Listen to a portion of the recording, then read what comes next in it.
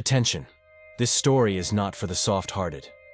What you are about to witness are the raw claims and courtroom proof shared by Cassie Ventura in a high-profile federal trial captured on day 5 of the legal battle against music mogul Sean. Diddy Combs, brace yourself because parts of this tale may shake your soul, leave you gasping, or make you wonder how deep denial can run and how long it really takes before a woman realizes she gave her heart to a monster. Once upon a time, Cassie was the darling of the entertainment world, stunning, gifted, and hopelessly hooked on the man running the music scene, Diddy. But behind the fame, the flashing lights, and the red carpet smiles was a living nightmare that stretched across years. What nobody saw was that behind the luxury gates of his mansion, Cassie wasn't living a dream. She was trapped. She was owned. She was broken inside and out in wild parties. Darker than the worst nightmares, Cassie clung to the hope that her love could fix him. But reality hit her hard. This was never love. It was domination. It was addiction. It was a golden cage. Then came the year 2025, under the burning spotlight of a courtroom and a sea of snapping cameras. Cassie took the stand. Not the soft-spoken girl we once knew, but a fierce witness ready to bring down the bad boy legacy. Why now? What secrets does she carry that could lock Diddy up forever? And is this just the surface of something far more evil that's been hiding? In plain sight, Cassie broke her silence, and when her truth echoed through the courtroom, the world stopped breathing. The empire may fall, the self-proclaimed king may face his reckoning, and the real story, untamed and unfiltered, is stepping into the light. This isn't just her statement. It's the scream of a heart that's been crushed. It's a signal for every woman watching. The full account, every painful memory, every shocking detail is right here. In this episode, Diddy is not the man. You think you know the drugs, the booze that wasn't him? In the early days, Puff didn't even touch weed. The only thing that ever got him hooked was those pain pills after that wrist injury Kim gave him. And outside the downtown courthouse in Los Angeles, the air was thick with tension, like the world was holding its breath. Reporters elbowed their way to the front, cameras lit up non-stop and online. The hashtag Diddy trial exploded with millions watching inside the courtroom. Not a single seat was left empty. Jurors stared ahead.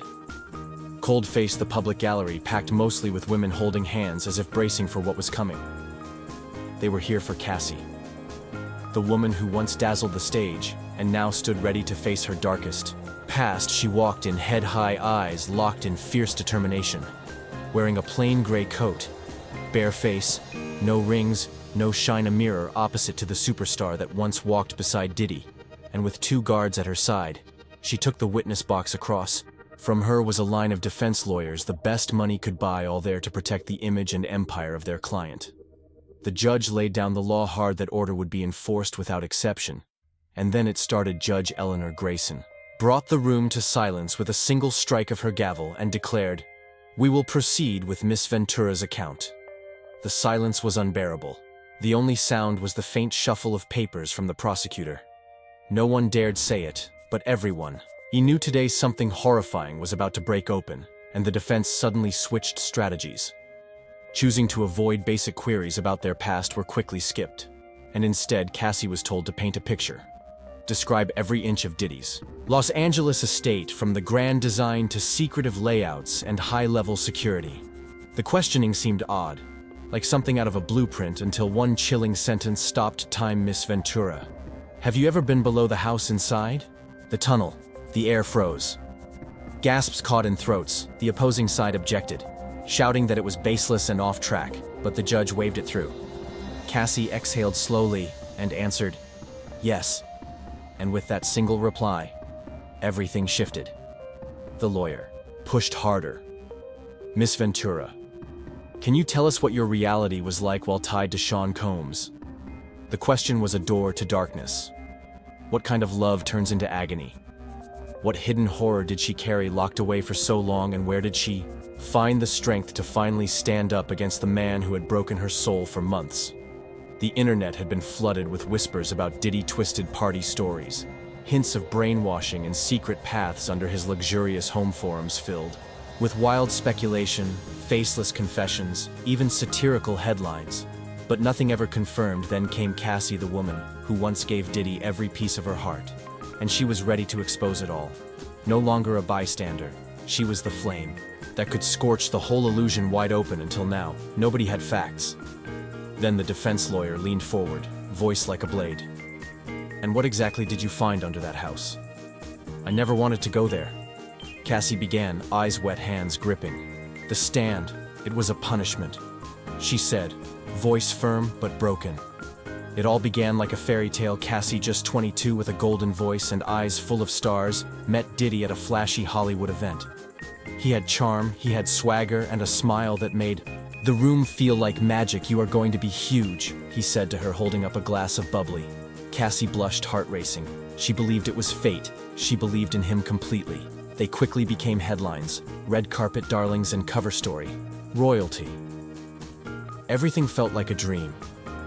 But half a year in the dream began to rot one evening at his estate in Beverly Hills.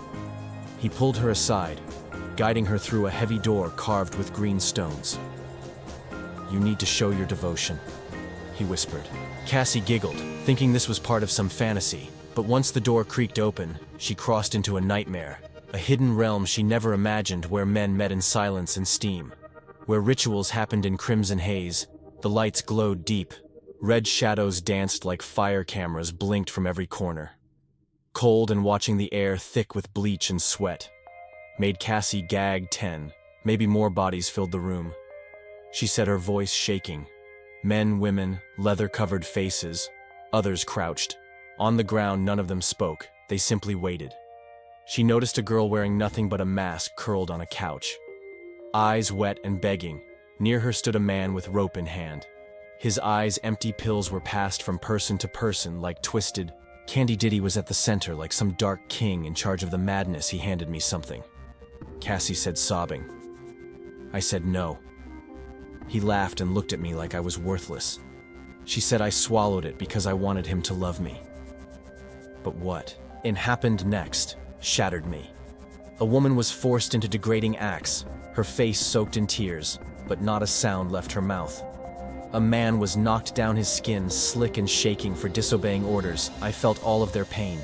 Cassie whispered I wanted to run, to scream, to pull them out, but I was caged like a broken animal in a fit of terror. Cassie snapped. She yelled at Diddy, told him she couldn't survive like this, that she'd run and destroy him with the truth. I truly believed love could fix him, she said, barely audible. I thought if I loved harder, he'd turn into someone good. But Diddy didn't explode. He just watched her, smiling cold, and gave a quiet sign. And that's when two massive men grabbed her and dragged her across the floor. A hidden route was masked behind a fake wall near the pool. A carpet was peeled away, showing a trap door hidden under dried plants. Below it, cold stone stairs spiraled down into a dark tunnel. The walls curved in sharp angles, gray concrete lit by blinking white lights that felt more like mockery than guidance. It didn't seem like any part of a home. It felt like a hidden lair. Cassie was yanked along behind Diddy, her chest thumping with fear. He kept muttering under his breath, saying things about proving loyalty. She remembered thinking about running, but froze when he gave her that look, the kind that says you try it, and you'll suffer, through a locked gate opened by a digital code. She was shoved into a massive chamber, twisted and clinical, the lighting red and heavy, cameras lurking in all corners, black leather couches slick and polished, the air choking with bleach and sweat and something she couldn't name. That room wasn't for fun, Cassie said, her voice shaking. It reeked of something evil. She pointed at objects along the wall. Shelves of strange items, masks, ropes, oils, costumes, racks of untouched clothing, mirrors on both the ceiling and the floor. Soundproof walls like it was made to trap someone. She was tossed into a pitch-black room with only a wooden bench and metal chains, no windows, no sounds, only fear and silence. They left me in there for 7 whole days, she said, her voice cracking. No food, only one water bottle. Daily voices whispered through hidden speakers. Diddy telling me I needed to submit. I started thinking I'd never leave. She said I heard crying. Not sure if it was real or just my brain breaking. The defense asked, did you see anyone else? Cassie paused. Yes, she said, there were 2 women, both wearing wigs and masks. One didn't move, just laid there on a couch. The other sat next to a tripod holding a camera. They never said a word, didn't even look up. He called them performers. He never told me who they were by the 7th day. I was gone, she said. I fell to the floor, begged through the door, said I'd do anything to get out. Her voice full of pain. I told him I'd be whatever he wanted. And then he opened the door, looked down with a smile colder than death and whispered, "Now you know who owns you that night." Cassie crawled out of the tunnel, shaking her clothes still soaked in the smell of that place in court. She said she never told a soul, not a friend, not even family. I was scared if I spoke, I'd just vanish like those women did when asked to describe more of the basement. Cassie gave details even worse. It wasn't just that one room, I saw 3 others. One with no lights, just a bench and more chains. Another had a giant mirror and a screen built into the wall. I never found out what it did. The third had nothing inside but a metal chair and a box full of tangled wires. The prosecutor stared hard at her voice, cutting. Why now? Why speak now? Cassie took a deep breath, her voice shaking. Because it isn't. I'm just about me anymore, because he's still doing this, and someone else might never come back. Her voice broke. The judge called for a recess, the air in the courtroom thick and heavy. Cassie's words weren't just her story. They were a siren as the case moved on. Attention turned from what hid below to what happened right in the open horrors. Just as vile, the defense tried to twist her image, painting her as a willing player. They brought up something called freak-offs. The term came from old texts between her and Diddy, sometimes in playful tones, sometimes masked with code, but the truth was about to be revealed. "Can you explain freak-offs?" the lawyer asked. Cassie nodded, her voice flat but steady. "Those were planned nights, always about sex sometimes. It was just us. Sometimes strangers were brought in. Sometimes everything was filmed. He gave us roles, rules. Sometimes you had to take drugs," she said. The court saw messages going back years. One from Diddy said, "Game kicks off at 10. Don't break character until morning." Another said, "Bring candles, wear a wig, pick out an outfit." Cassie said these weren't random parties, they happened every few weeks. Sometimes with no warning, sometimes organized like a business meeting, complete with schedules and people brought in by assistants. She admitted she agreed sometimes, but said agreeing while drugged isn't the same.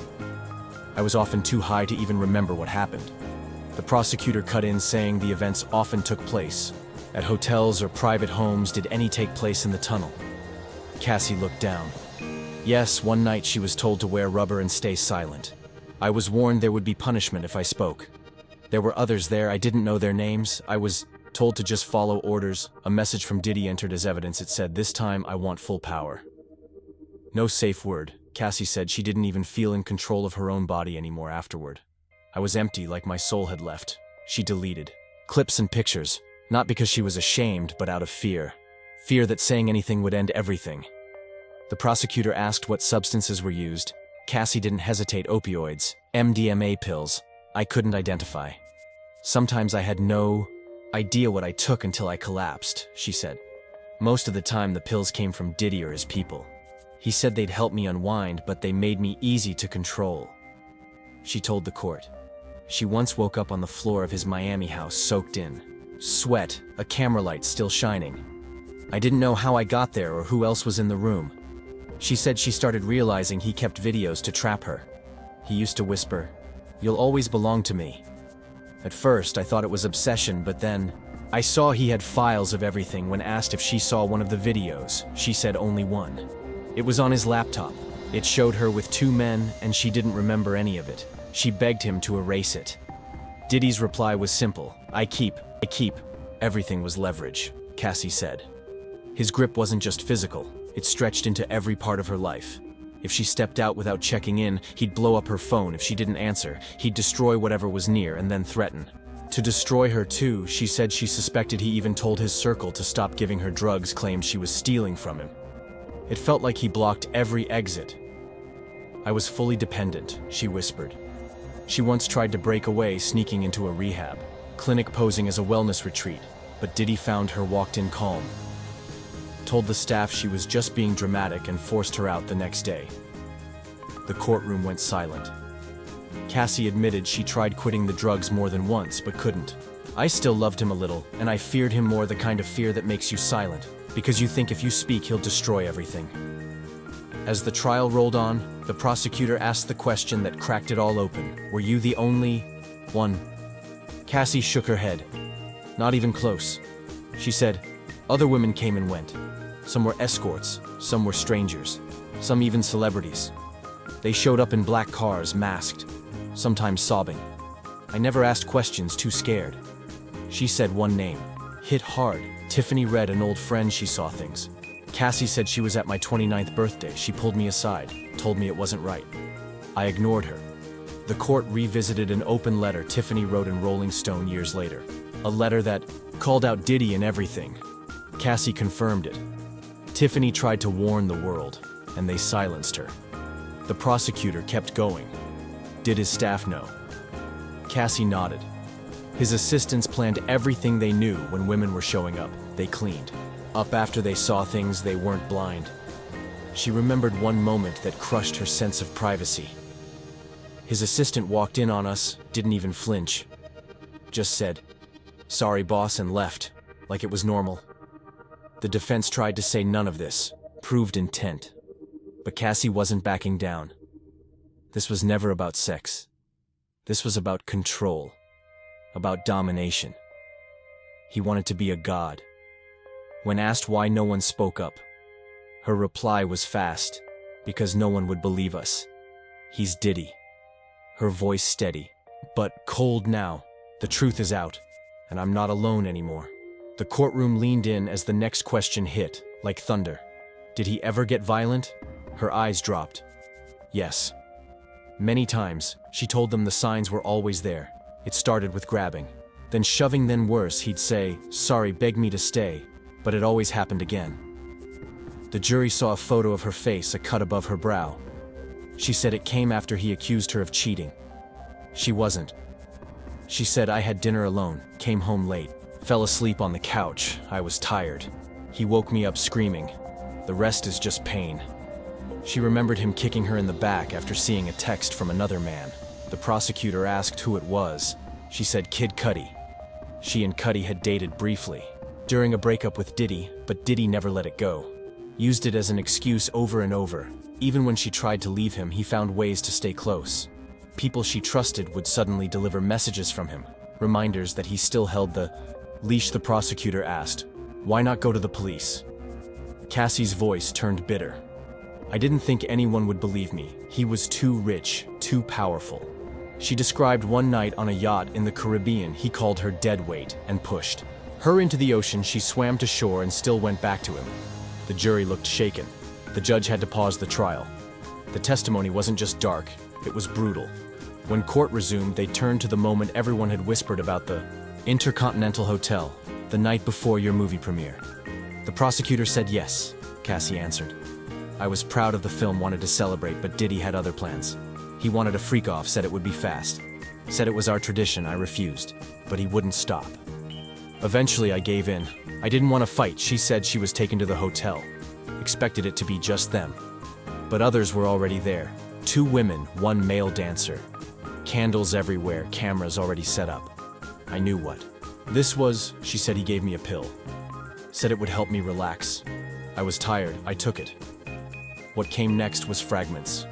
The dancer wore a mask Diddy was filming. Her voice sounded slurred in the mirror. Then blackness. She woke up alone hours later, soaking in sweat. A text on her phone said, "You were amazing. I'm proud. I didn't even know what he meant." She said, "I didn't ask. I took a shower, put on my dress, and hit the red carpet with a smile. No one knew. No one saw what was under the dress bruises. Covered me." The court saw texts from that day. Diddy said she was glowing. Asked if she wanted to do it again after the party. She never responded. That was the night something inside me snapped. She said, "For the first time I imagined life without him." It wasn't just one bad night, it was the final straw. The next morning she flew to New York alone, and for the first time in years she could breathe. The courtroom was still as she finished her testimony. Her voice didn't shake anymore. She wasn't just telling a story. She was exposing a world built on secrets and fear. "I'm speaking for the ones who can't," she said, looking straight at the jury.